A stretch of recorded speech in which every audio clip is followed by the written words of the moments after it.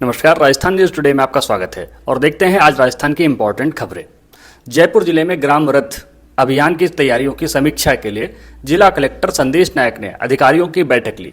उन्होंने बताया कि राज्य सरकार 23 से 25 मई तक ग्लोबल राजस्थान एग्रीटेक मीट 2026 आयोजित करेगी, जिसमें हजारों किसान और पशुपालक शामिल होंगे।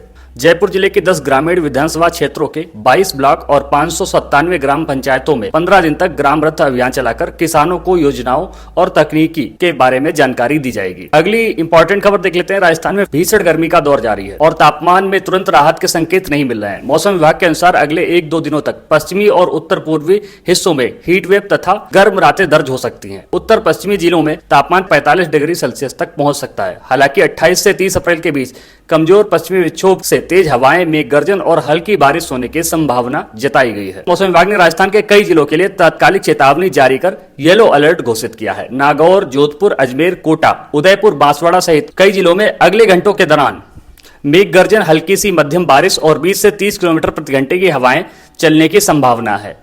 विभाग ने लोगों को पेड़ के नीचे शरण न लेने की सलाह दी है और सुरक्षित स्थान पर रहने के लिए बोला है और बिजली गिरने के दौरान सतर्कता बरतने की सलाह दी गई है। और आप सभी लोग जब भी कभी बिजली गिरे तो कभी भी पेड़ के नीचे मत खड़े होइए, क्योंकि वहां पर बिजली गिरने की संभावना ज्यादा रहती है। अगली खबर देख लेते हैं। जयपुर के कानोता थाना की पुलिस ने इंसानियत की मिसाल पेश करते हुए अपने मेस कर्मचारियों की 2 बेटियों की शादी में 2.21 लाख रुपए का मायरा भरा।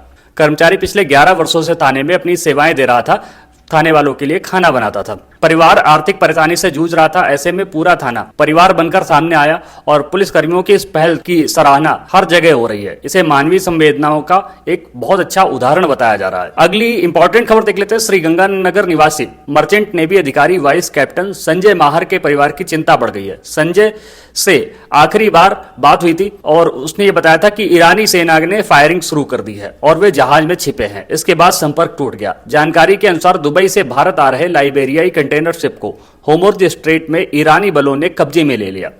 जहाज पर सवार 21 क्रू मेंबर में संजय अकेले भारतीय बताए जा रहे हैं। और अगली खबर देख लेते हैं। कोटा शहर में महिला सुरक्षा को मजबूत बनाने के लिए आधुनिक तकनीक का इस्तेमाल किया जाएगा।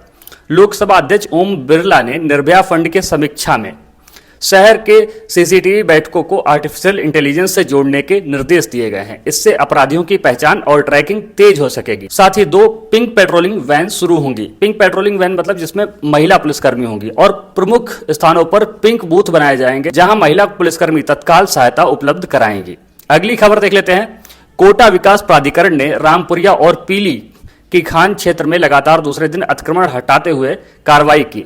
111 करोड़ रुपए कीमत की 1031 बीघा भूमि मुक्त कराई गई। 2 दिनों में कुल 251 करोड़ रुपए मूल्य की 2500 बीघा जमीन कब्जा मुक्त करवाई गई।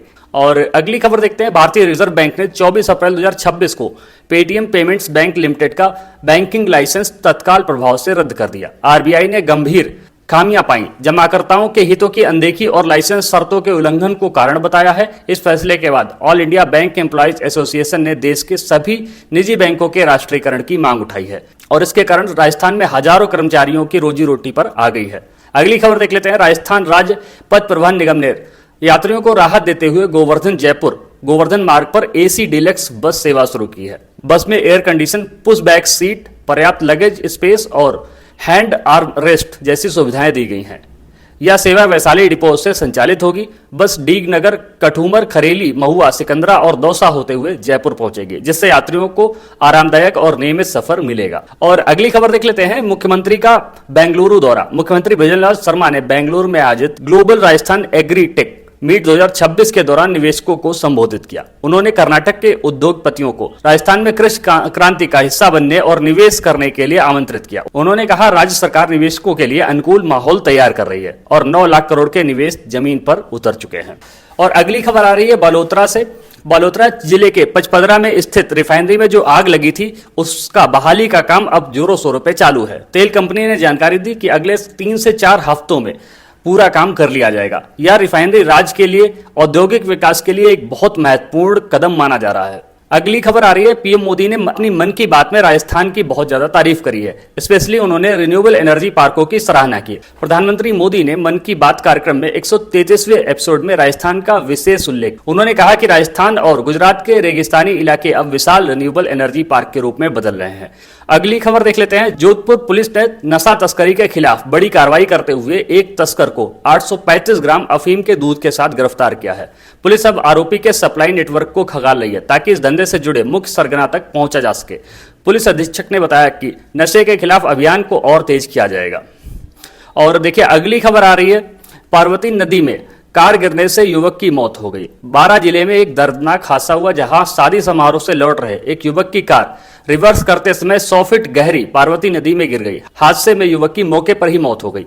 घटना के बाद स्थानीय गोताखोरों की मदद से शव और कार को नदी से बाहर निकाला गया। और देखिए अगली खबर है, पाली जिले के सोमेश्वर भागीरथी गौ सेवा संस्थान द्वारा 108 जोड़ों का निःशुल्क सामूहिक विवाह सम्मेलन 26 अप्रैल को आयोजित किया जा रहा है। इस सम्मेलन की सभी तैयारियां पूरी कर ली हैं। संत मनोहर दास महाराज और अन्य प्रमुख संतों की मौजूदगी में यह कार्यक्रम संपन्न होगा, जिससे सर्व समाज के जोड़े परिणय सूत्र में बंधेंगे। और देखिए अगली दुखद खबर आ रही है, कनाडा से मृत युवक का शव 14 दिन बाद घर लौटा। चित्तौड़गढ़ जिले के बेंगू कस्बे के राघव सोनी का शव 14 दिन बाद कनाडा से उनके घर पहुंचा। 8 साल पहले विदेश गए थे राघव की वहां एक झील दुर्घटना में मौत हो गई थी।